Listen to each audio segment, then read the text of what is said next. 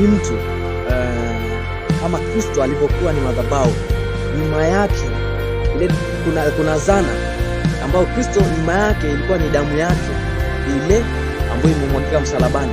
Ndio ilikuwa ni zana ambayo lazima ile zana itimie, ikamilike, lazima angetundikwa msalabani.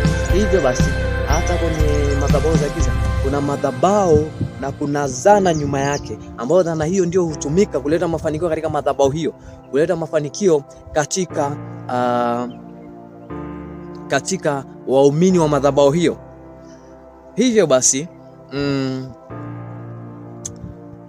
kwa watu wengine kutokujua kwamba madhabahu zina zana, wamejikuta wameingia katika madhabahu za giza na wametumia zana ambayo hawakujua athari zake baadaye zimewarudia na zimewapa tena gharama ya kulipa maovu yao kupitia zana waliotumia mwanzo katika mafanikio yao. Lakini kwa anayefahamu atajua zana sahihi ni ipi, kwa kuwa damu ya Kristo ndiyo zana sahihi, ndiyo madhabahu ya Kristo ndiyo zana sahihi, ambayo damu ya Kristo ndiyo zana sahihi. Zipo zana nyingi, tutajifunza tukiendelea kwa pamoja na namna zana hiyo ambayo ni damu ya Kristo. Damu ya Kristo ni zana. Ni namna gani basi mwanadamu atatumia zana hiyo kujipatia mafanikio?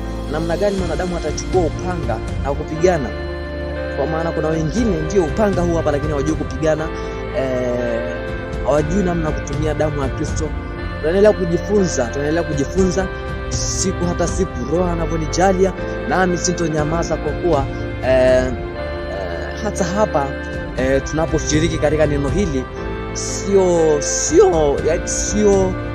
maamuzi ya binadamu wa kawaida basi, ila ni msukumo wa Roho anayenijulisha husema nami ya kwamba ni lazima na wengine wajue, iwe ni mmoja au kadhaa, ndo hao ndo kusudi la Mungu. Kwa maana neno lasema mmoja akiokoka mbinguni, yani mmoja akiokoka duniani, mbinguni sherehe.